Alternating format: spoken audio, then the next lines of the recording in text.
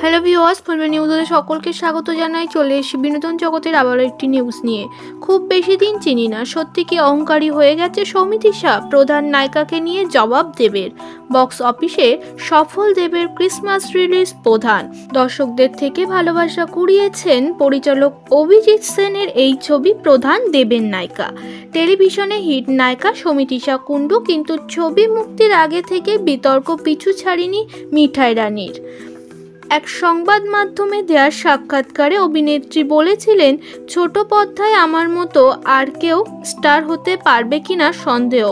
এরপরেই অহংকারী তকমা জোটে তার। অভিজিৎ সেনের প্রধান দেবের স্ত্রীর ভূমিকায় অভিনয় করেছেন সৌমিত্রিষা। এরপর মিঠাই টিমের একাধিক সহ অভিনেতাকে সোশ্যালে আনফলো করে বিতর্কে জড়ান সৌমিত্রিষা।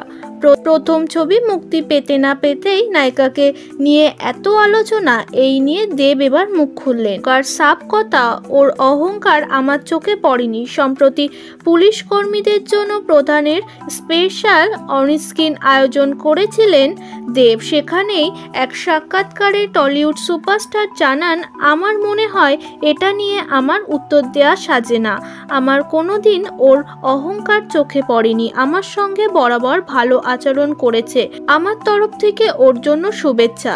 প্রত্যেক মানুষের নিজস্ব ভাবনা চিন্তা রয়েছে, বোঝার ক্ষমতা রয়েছে। আমার মনে হয় আমার সঙ্গে কে কেমন ব্যবহার করছে সেইভাবেই আমি তাকে চিনব, সেটাই তার পরিচয় হওয়া উচিত। এরপর দেব যোগ করেন, সিনিয়র হিসাবে আমার কখনো মনে হয়নি যে আমি ওর কথায় অপমানিত বোধ করেছি।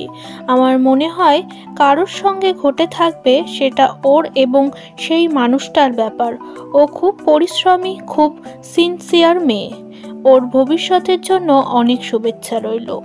আপনাদের কি মনে হয়, সৌমিত্রিষা কুণ্ডু কি সত্যি অহংকারী, নাকি তাকে শুধু তকমাই সেটে দেওয়া হয়েছে? অবশ্যই কমেন্ট সেকশনে জানাতে ভুলবেন না। নিত্য নতুন আপডেট নিউজের জন্য চোখ রাখুন ফিল্মি নিউজ চ্যানেলে। চলে আসবো আবারও কোনো আপডেট নিউজ নিয়ে।